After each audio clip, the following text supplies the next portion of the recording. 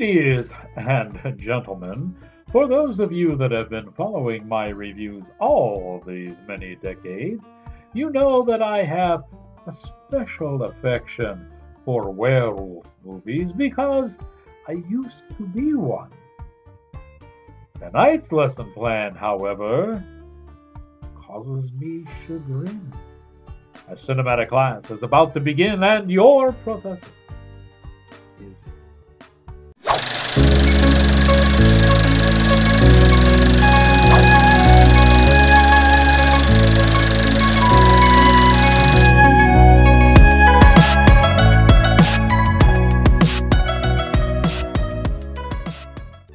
Greetings, salutations, and other sundry affairs.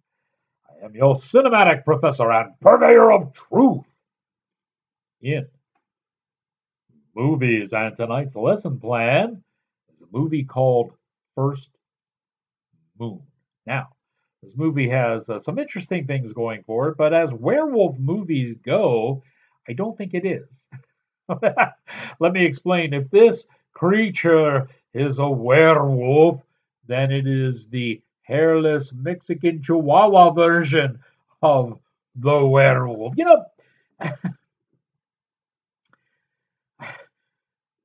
I've seen at least four werewolf movies in the last 6 weeks or so, and four of them really haven't fit into what you would call werewolf territory.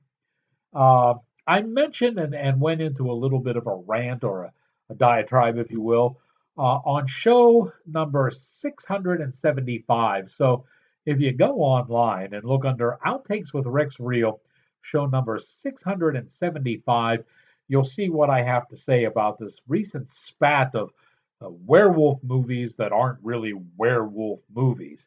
And this one certainly falls into it. Now, uh, while they mention the wolf as an animal, they call this thing more a demon. And once you see it, you'll shake your head and say, yeah, it's pretty much a demon. It's not really a werewolf. This comes from the folks at One Tree Entertainment. And I have to tell you, it comes from Australia.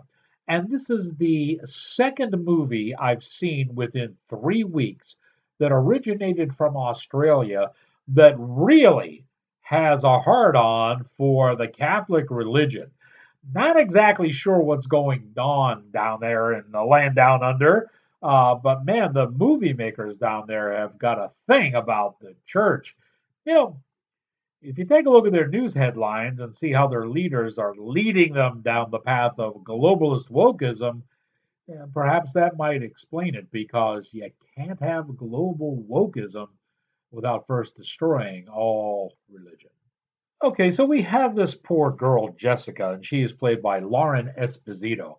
And all we know is that Jessica has been captured and is really being treated like a dog, thrown into a cage, and everyone is trying to protect her from her first moon. Now, a little bit of a sidebar here. This movie actually delves into a religious situation that is becoming a little bit more prominent in the church now, and that is uh, demons as people. So, demons from hell who are meant to destroy souls and the goodness in people, but yet they look like people with very good intentions. Kind of reminds you of the Democratic Party, doesn't it? Yeah, it does. Okay, I digress. In any event, one of the main characters trying to help Jessica is Brother Thomas, who is played by Julian Curtis. You know, he's in kind of a bind here. He really wants to help Jessica, but at the same time, he really likes her. Not in a sexual way, because of course he's a brother and a clergyman, but because he just thinks that she's really a wonderful person. And isn't this the real power of the demon to make people like them, thinking that, The strength of the vampire is that people won't believe in him, to quote Bram Stoker. We also have Shannon Ryan in this movie as Sister Elsie, and Sister Elsie is the nun that seems to have a grasp on what's going on. So as we see all these things happening to Jessica, it's Sister Elsie that has it under wraps and knows what's shaking. Behind the camera, Dylan Pierce is our director of photography. You know, I got to give him some kudos. He does a good job in this, and the reason is he knew, pardon me, he knew he had a really bad budget. This was not a big budget movie. So what he does is he makes excellent use of shadows in his framing, and he keeps all of his shots tight because he knows if he starts pulling out, things are going to look fake. Okay.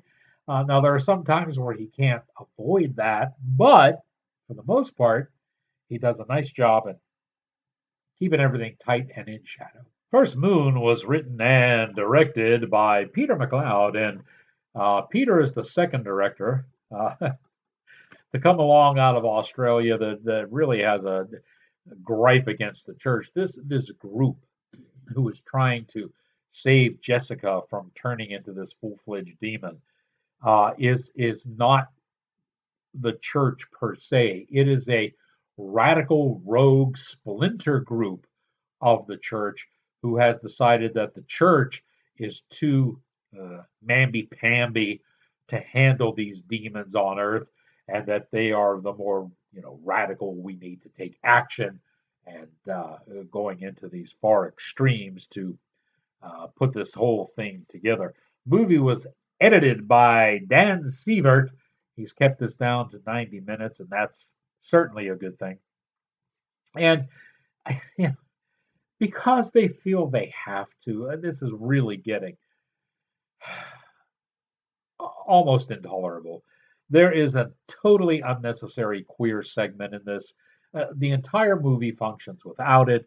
They put it in just a virtue signal, and just because it seems to be the thing now.